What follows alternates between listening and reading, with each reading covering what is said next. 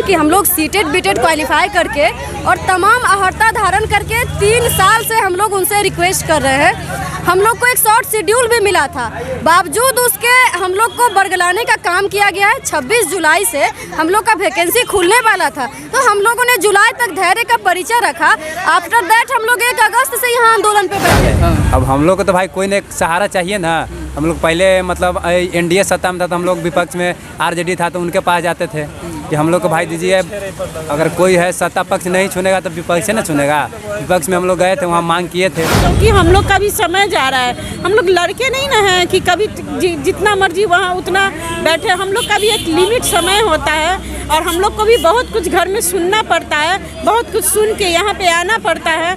तो इसलिए बिल्कुल हमारे बहाली को वो इसी वजह से डिस्ट्रैक्ट करने की कोशिश कर रहे हैं। कब तक बैठिएगा इस तरह से? सर आज तो हम लोग आमरण अनशन और भूख हड़ताल पे हम लोग जाने वाले थे, लेकिन ये भी बहुत ही शर्म की बात है कि हम लोग को डीएम के द्वारा मतलब अनुमति मिल गया था, उसके बाद उसको कैंसिल कर दिया गया क्योंकि सरकार को इस चीज से। नमस्कार, आप देख रहे हैं खबरें देश दुनिया चैनल। मैं हूं प्रिंस कुमार। इस वक्त हम गर्दनी बाग में आए हुए हैं और यहाँ पे देख सकते हैं कि सब लोग बैठे हुए हैं धरना पर। और यहाँ पे 7वें चरण का प्राथमिक शिक्षा बहाली जो अभी तक नहीं हुआ है 3.5 सालों से। और यहाँ पे सब लोग बैठे हुए हैं और इन लोग का क्या मांगे हैं ये लोग से बात करने का प्रयास करते हैं। कहाँ से आए हैं? सर मैं बेगूसराय से आई हूँ। आप लोग का क्या मांगे हैं? सर हम लोग की मांग है 7th फेज प्राइमरी नोटिफिकेशन। आप लोग देख सकते हैं कि हम लोग सीटेड बीटेड क्वालिफाई करके और तमाम अहर्ता धारण करके 3 साल से हम लोग उनसे रिक्वेस्ट कर रहे हैं। हम लोग को एक शॉर्ट शेड्यूल भी मिला था, बावजूद उसके हम लोग को बरगलाने का काम किया गया है। 26 जुलाई से हम लोग का वैकेंसी खुलने वाला था, तो हम लोगों ने जुलाई तक धैर्य का परिचय रखा। आफ्टर दैट हम लोग 1 अगस्त से यहाँ आंदोलन पे बैठे थे। और आप लोग देखे होंगे कि 22 अगस्त को जो डाक बंगला घेराव का कार्यक्रम था वो भी हम लोग के द्वारा ही किया गया था, क्योंकि हमारी मंशा सरकार की किरकिरी करने की बिल्कुल भी नहीं थी। हमारी मंशा थी बहरों को जगाने की। और आप लोग एक भगत सिंह का स्टेटमेंट जानते होंगे कि बहरों को सुनाने के लिए धमाके की आवश्यकता होती है।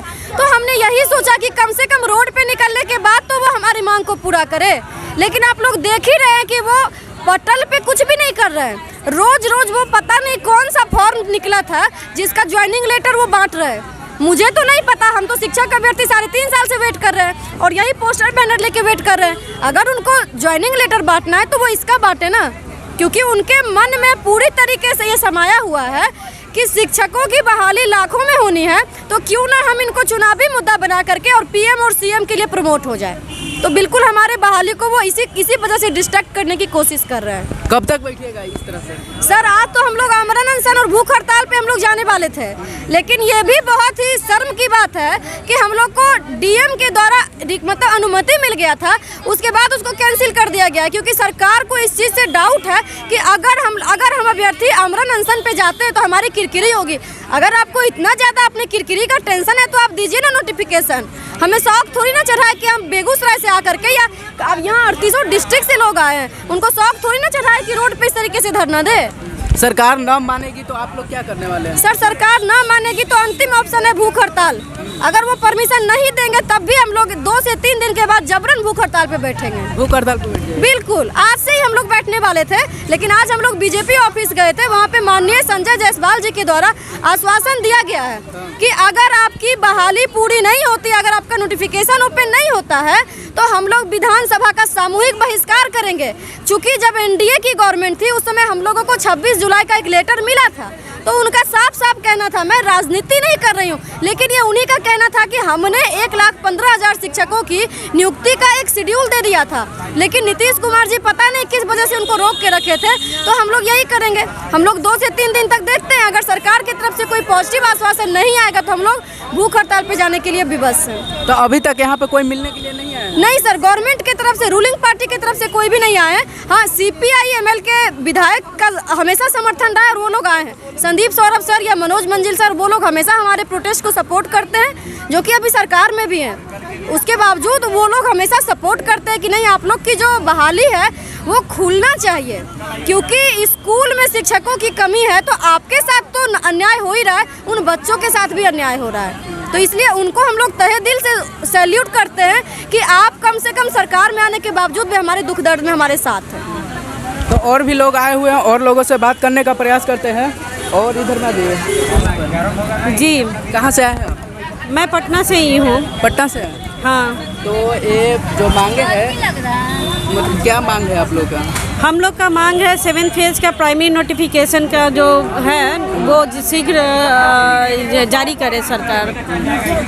और नीतीश कुमार जी से मैं ये विनती करती हूँ और मुझे ये उम्मीद है कि वो हमारी बातें ज़रूर मानेंगे। आज से हम लोग भूख हड़ताल पे हैं और तेजस्वी यादव जी से भी मेरी यही मांग है कि कृपया करके हम लोग का प्राइमरी नोटिफिकेशन अब जल्द से जल्द जारी करें, क्योंकि अब 4 साल होने को जा रहा है और 4 साल से हम लोग प्रोटेस्ट कर रहे हैं। और 2022 में हम लोग पूरे 1 साल मतलब कुछ ही महीने 1-2 महीने ही ऐसा है जिस महीने में हम लोग प्रोटेस्ट नहीं किए, बाकी सारे महीने अप्रैल, मई, जून, अगस्त, सितंबर, ये नवंबर, मतलब हम लोग का ये साल प्रोटेस्ट करने में ही चला गया है। तो इस तरह से हम लोग का डे बाय डे समय जा रहा है। तो मैं सरकार से ये नम्र निवेदन करना चाहती हूँ कि वो कृपया करके हम लोग का प्राइमरी नोटिफिकेशन जल्द से जल्द ये रिलीज़ कर दें। कब तक ये धरना पर इस तरह से बैठे रहेंगे? ये अनिश्चित सरकार की तरफ से कोई भी मतलब ये नहीं आया है, उधर से कोई भी जवाब या कोई भी मंत्री विधायक आकर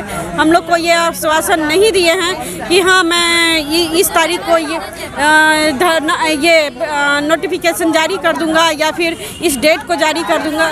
उन लोगों ने बस खाली सिर्फ आश्वासन दिया है और आज तक हम लोग डेट पे डेट ही दिए जा रहे हैं। तो मैं सरकार से बस यही कहना चाहूँगी कि कृपया करके हम लोग को अब नोटिफिकेशन दे दें ताकि हम लोग भी बाकी का पढ़ाई आगे कर सके अच्छे से। आप लोग बीजेपी कार्यालय गए तो वहाँ से क्या हुआ? उन्होंने ये कहा है 10 दिसंबर तक का अल्टीमेटम डेट दिया गया है कि उस दिन तक हम लोग का नोटिफिकेशन आ जाएगा।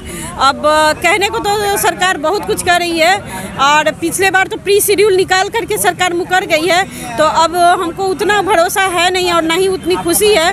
बट हम लोग ने एक मांग रखी है और वहाँ से हम लोग को बीजेपी कार्यालय से एक आश्वासन मिला है। और आप लोग का क्या मांग है? 7वां चरण प्राथमिक विज्ञप्ति। तो अभी तक कुछ नहीं हुआ? अभी तक कुछ आश्वासन नहीं मिला। आज शिक्षा मंत्री का बैठक है, देखिए उसमें क्या निकलता है। तो बीजेपी कार्यालय गए थे? हम लोग बीजेपी कार्यालय गए थे। हम लोग को विपक्षी मांग न उठाएगा, हम लोग तो सदन में जा नहीं सकते हैं। अब 13 तारीख को बोले हैं जो नहीं कुछ होगा तो हम लोग सदन चलने नहीं देंगे। उसके बाद देखिए क्या होता है। 10 तारीख तक बोला गया विज्ञापन जारी करने के लिए, कहाँ तक शिक्षा मंत्री खड़ा उतरते हैं। उसके बाद नहीं कुछ करते हैं तो क्या करेंगे? फिर हम लोग धरना पे बैठे ही रहेंगे, भूख हड़ताल। अब की बार होगा भूख हड़ताल? भूख हड़ताल पर रहेंगे? एकदम अनशन। कहाँ से आए हैं? हम लखीसराय से। आप भैया? पश्चिमी चंपारण। तो देखिए यहाँ पे दूर दूर से लोग आ रहे हैं। यहाँ पे जो 7वें चरण का ये बहाली है वो अभी तक कुछ नहीं हुआ है, तो उसी के लिए आए हैं। हम लोग आज गए थे बीजेपी प्रदेश कार्यालय। अब हम लोग को तो भाई कोई ने सहारा चाहिए ना। हम लोग पहले मतलब एनडीए सत्ता में था तो हम लोग विपक्ष में आरजेडी था तो उनके पास जाते थे कि हम लोग को भाई दीजिए, अगर कोई है सत्ता पक्ष नहीं चुनेगा तो विपक्ष से ना चुनेगा। विपक्ष में हम लोग गए थे, वहाँ मांग किए थे। संजय जायसवाल जी प्रदेश अध्यक्ष थे जो भाजपा के, तो अपना बढ़िया से बात को रखें। प्रमुखता से हम लोग कहें कि मुद्दा उठाने के लिए 13 दिसंबर से जो सत्र स्टार्ट हो रहा है बिहार विधानसभा का, उसमें बोले हैं कि अगर आप लोग का नहीं जारी होता है नोटिफिकेशन तो हम लोग सदन नहीं चलने देंगे। तो इसी के डर से देखिए अभी तो नीतीश कुमार सुन रहे हैं कि शिक्षा मंत्री का वहाँ बैठक में बुलाए हैं। तो कब तक ऐसे धरना में बैठे रहेंगे? धरना पर तो जब तक बैठेंगे जब तक विज्ञप्ति नहीं आएगा तब तक। जब तक नहीं आएगा तब तक? हाँ, बैठे रहेंगे, कहीं नहीं जाएंगे। अब 2 बार जब सीटेट पास हो गए हैं, कितना बार सीटेट पास हुए, आखिर 42 महीने से आंदोलन सब कर रहे हैं, तो आखिर ऐसे कब तक ही चलता रहेगा, है ना। तो चलते अभी तो हम लोग सरकार ये जो बातें हैं जो न मानेगी तो आप लोग क्या करेंगे? नहीं मानेंगे कैसे? हम लोग नहीं मानेंगे तो लोकतांत्रिक तरीके से जो हम लोग का आंदोलन होगा करेंगे। अभी तो आमरण अनशन है, इसके बाद उससे भी नहीं सुनेगा तो भूख हड़ताल होगा। इसी तरह और नहीं होगा तो हम लोग तो कुछ ना कुछ तो करबे करें। हर धंधा प्रदर्शन हुआ, ब्रह्मभोज हुआ, हर तरीका तो हम लोग कर ही रहे हैं। अब उसको करना न करना है तो उसी का न है हाथ में। अब सत्ता में है भाई तो हम लोग अपना तरह से हर तरीके से जैसे लोकतांत्रिक तरीके से होगा आंदोलन हम लोग जारी रखेंगे। यहाँ पे दूर दूर से लोग आ रहे हैं। यहाँ पे जो 7वें चरण का ये बहाली है वो अभी तक कुछ नहीं हुआ है, तो इसी के लिए आए हैं। तो आप देख रहे हैं खबरें देश दुनिया चैनल।